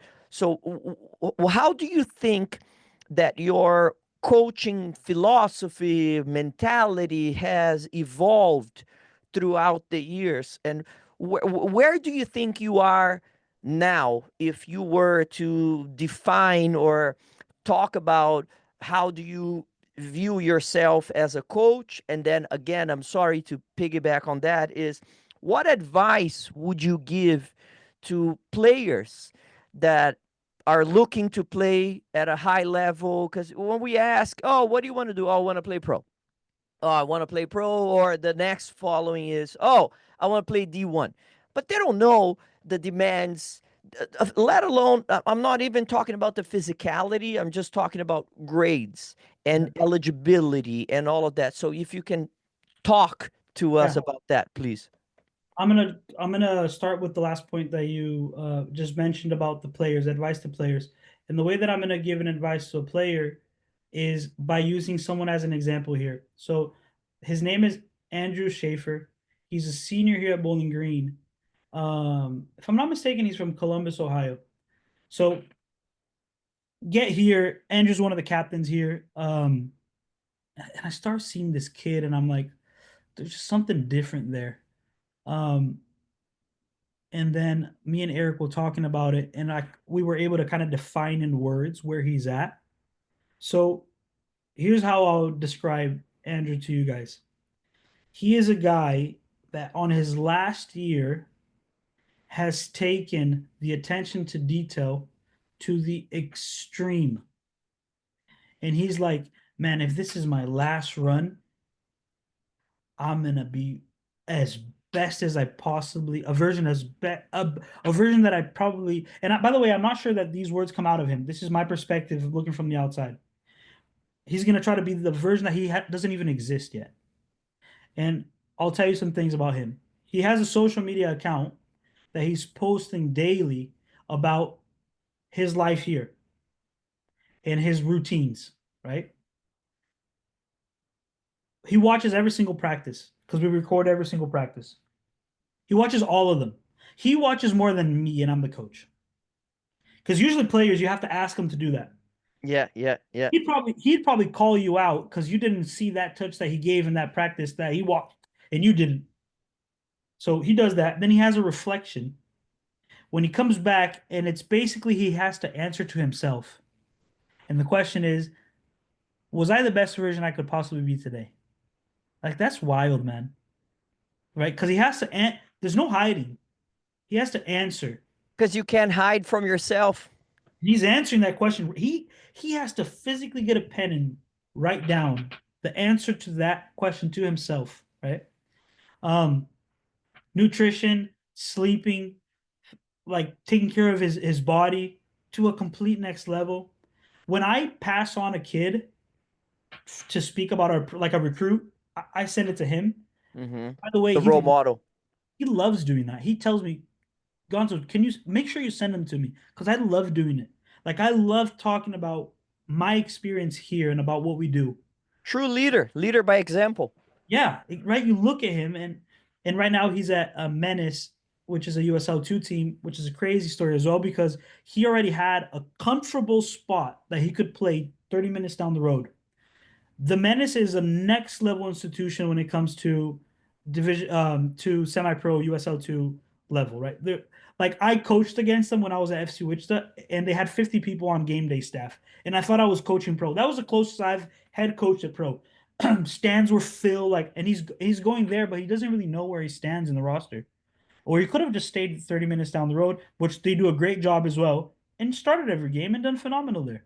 But he's like, if I'm going to challenge myself against these guys that are first round picks in the MLS, and he's going to go do that. Just Wow. want to see how good I am. What a great mentality. Second, and this is a shorter example, we have a drafted kid, Trace Terry, that's returning for his senior year. So he got drafted by Seattle Sounders. He had the chance of going there already, if I'm not mistaken, of going there already or returning to play his senior year and then going.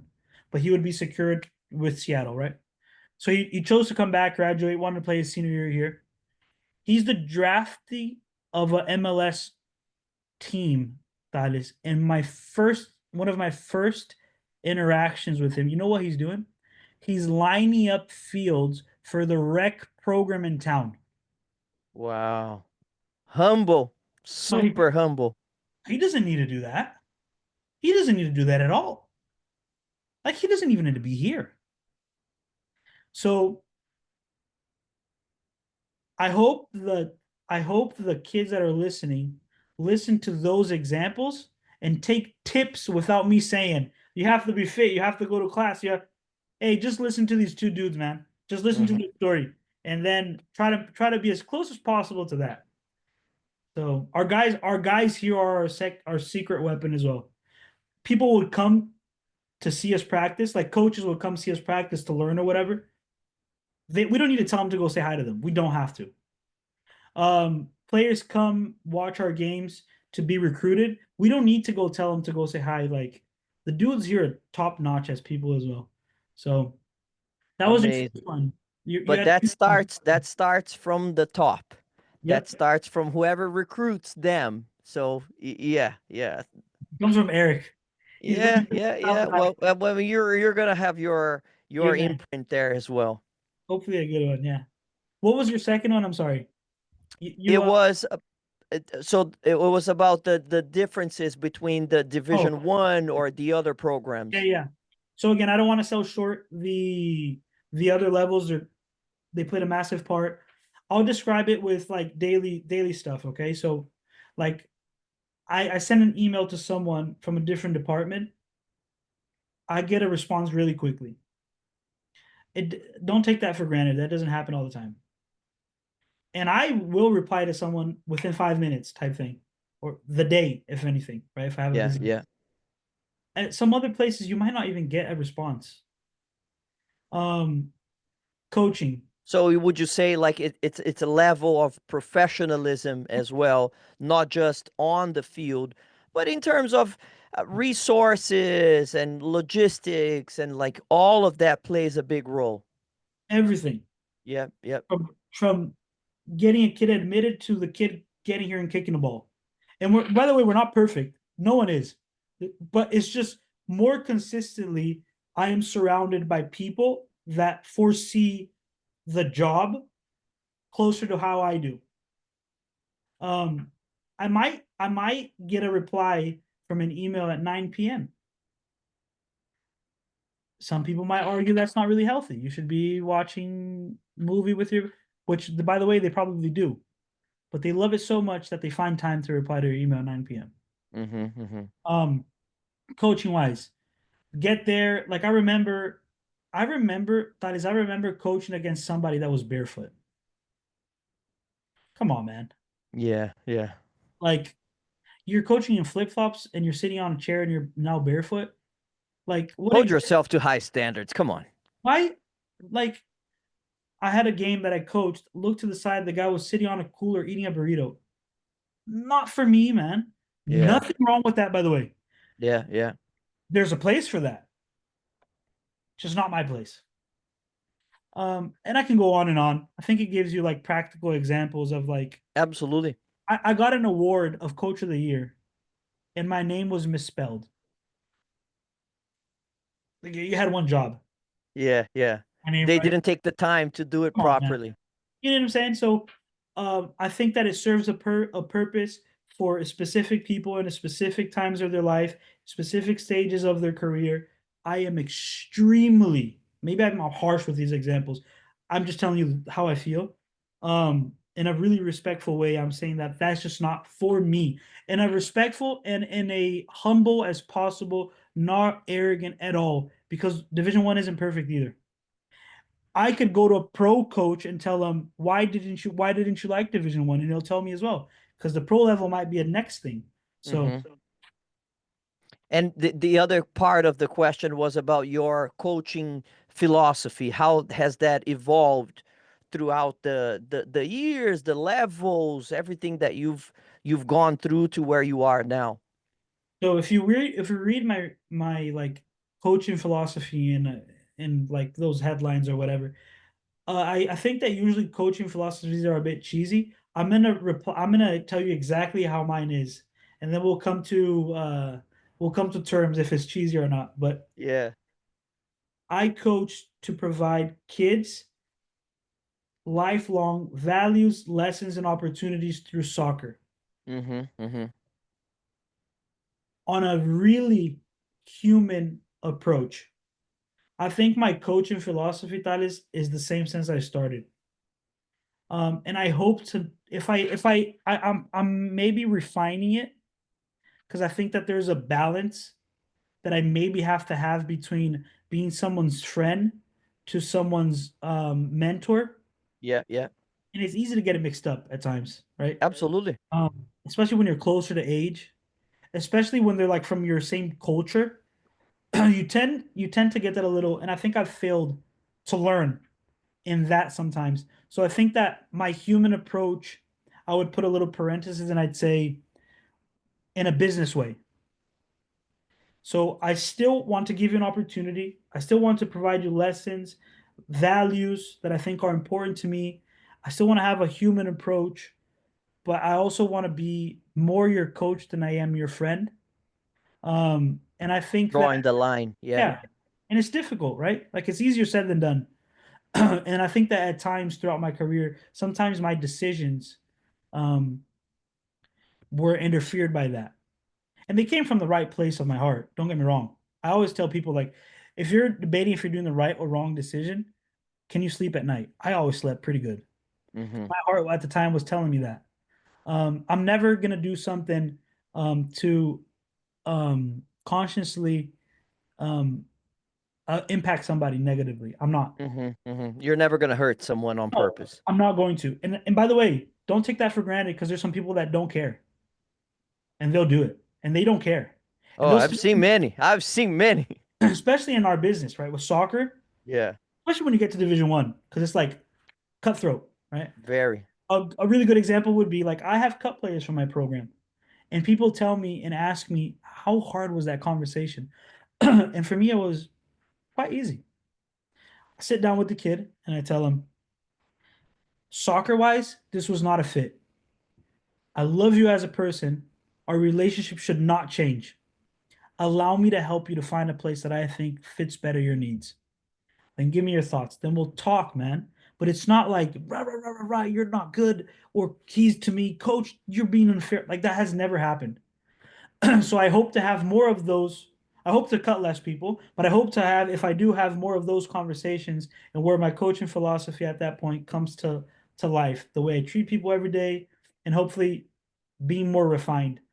But I hope to never change how I treat a player first as a human being, then after as a student athlete.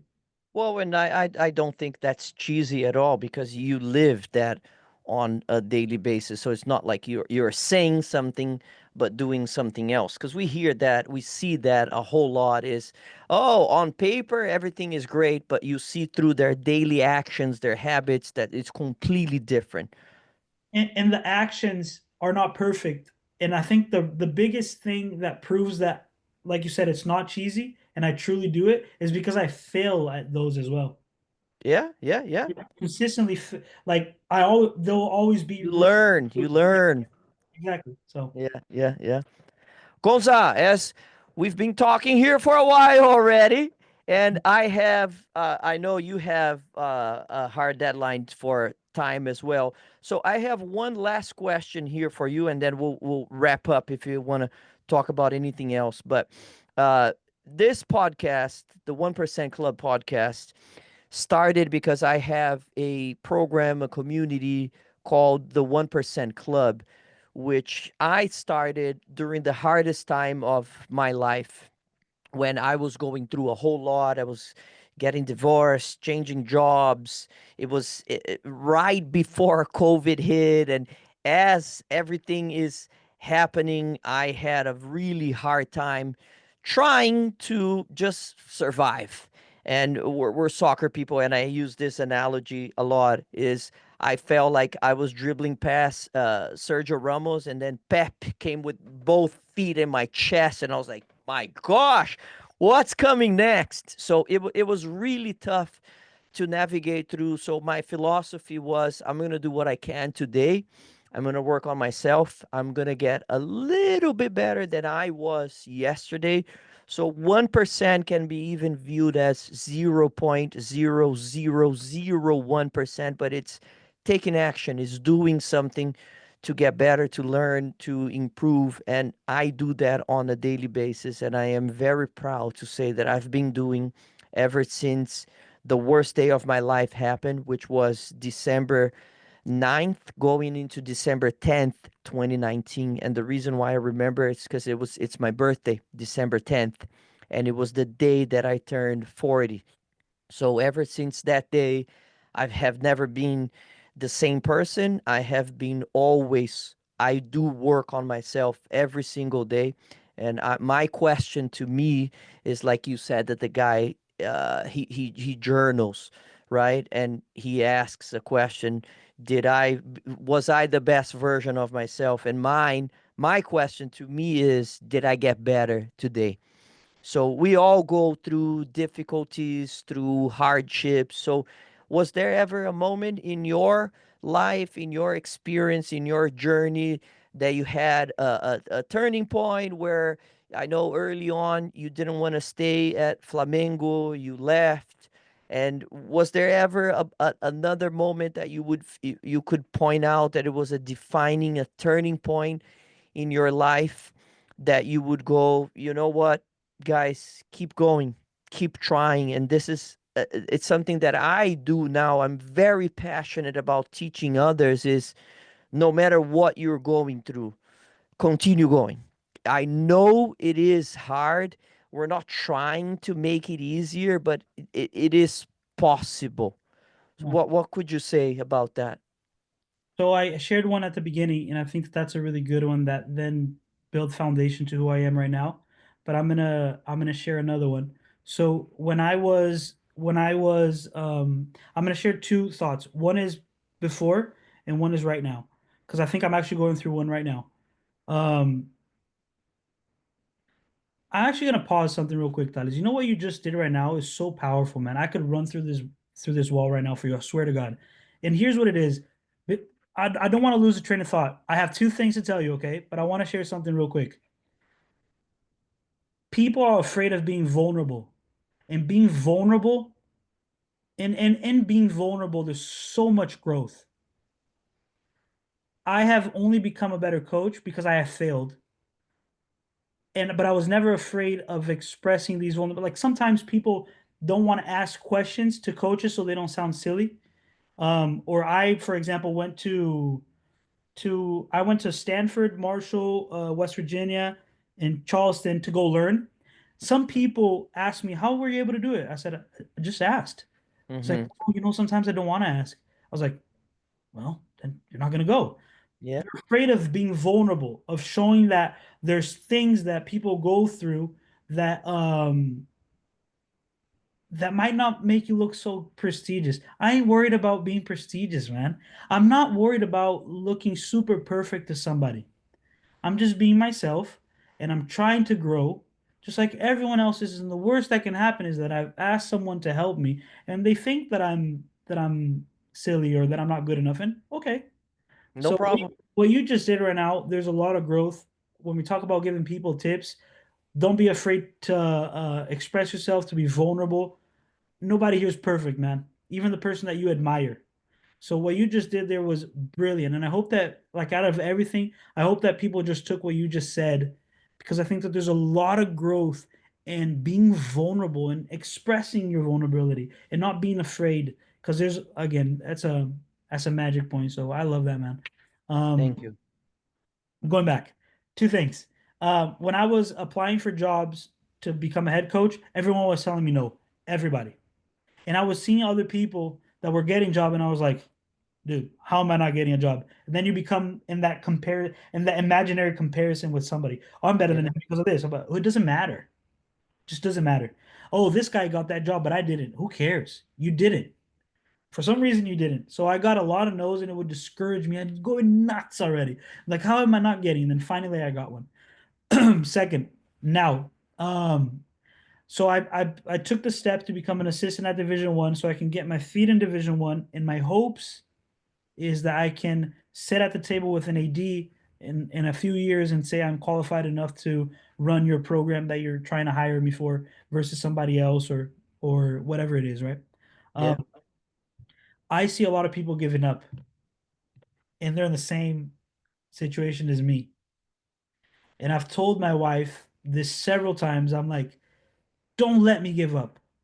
Just don't let me give up because I know at some point I'm gonna sit with somebody and they're gonna give me the same vote of trust that my JUCO gave me, that the club team gave me. But just don't let me give up because I know I'm going there, right? And I see a lot of people giving up right now, and they're so close, man. Like they've done all these things that I've done as well. Now they're an assistant at Division 1. Like they're close, but they're like, oh, I'm not making money. I just had 3 kids, or man, this Division 1 thing is just not for me. And it is. It's just you're just not. You just keep at it, man. Like you're almost there. And I just got here 4 months ago. Um, I'm gonna go full cycle now, hoping for a second year, hoping for a third year, and then I want to sit down with somebody and I want to try to tell them that I can run their program. Um, but it fears me that I might give up, right? And I got to remind myself, no, no, no, like this is you, baby. Come on, keep going, right? So I am going through one. I'm going through a period of time of challenges right now, and where for a split second, thought it'll come to me. Maybe I'll just go get a JUCO job. Like maybe there's nothing wrong with that, by the way. But maybe I just go back to NAI, and I know I can get a top job there and live comfortably with my family. But I don't want that. I want to go. I You want want to to grow? I want to reach it, but I know that there'll be, you know how we have the little angel demon, right? I Oh, know yeah. this guy might come and say, You see those guys, man? Those guys, they were an assistant for 5 years and they didn't make it. Why would you make it? Why are you gonna make it? Like I know that's gonna happen. It has already, by the way. I know a guy that was top junior college coach, top Division 2, #1 in the nation, Division 2 coach, associate, not assistant, associate Division 1, first year national tournament. He could not land a Division 1 job. He's going back to JUCO. He's not failing. That's his path. Yeah, yeah. I'm like this, like Gonzo, you're not good enough, dude. Like, what are you doing? But then there's this other one that's like, keep at it, my friend. That's coming. So, Yeah, you cannot defeat a person who doesn't give up. So oh, it's stay on the coming. path. Me and you. I'll tell you this right now. Me and you will do another one, and I'll be running my own program. Absolutely. I look forward to it because I know that it will happen. It's a matter of time. Gonzalo Carranza, brother, thank you so much. I really, really appreciate you taking the time to speak with us, to talk about life lessons a little bit. We didn't even get too much into the technicality of the game or anything like that, but that to me is secondary because just by us sharing our own life lessons, people can take whatever is valuable for them. And what you just did today also, just sharing your story, sharing your growth and the hardships and also the good moments and how many lives you've impacted. And I look forward to seeing you land your D1 job, and I hopefully I can be there to support you. And it's a true pleasure to have you here and have someone that is on the same path as all of us here are. Someone that's human, someone that makes mistakes, someone that's learning, that's developing, that's getting better. And when you are bettering yourself, consequently, you are bettering everyone that's coming with you. So, whoever gets on your path, I am pretty sure that they're going to be impacted by you, by your morals, by your values, by your truth, by your honesty. And that's something very admirable. So stay on the path, brother. Much love always, and thank you again.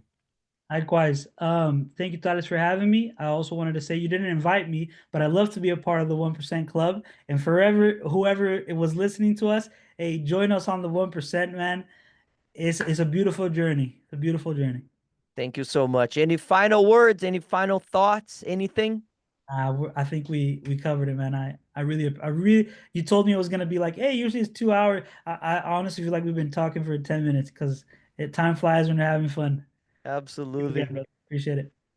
To everyone listening, thank you so much. If you made it this far, if you're still here with us, we appreciate you being here. And like I said before, our objective here is to show everyone there is no highlight reel. Life is reality, and we all face adversities, problems, difficulties, different situations. So, as you've heard from someone from another country that has been here for a very long time and going through the college soccer process and looking to carve his own path and has been very successful and is putting himself into difficulties as a choice. So there's a lot of lessons, there's a lot of value here for everyone listening, and we're all on the path of learning, developing, and getting better. So thank you again for being here, and we will see you next time. Thank you so much.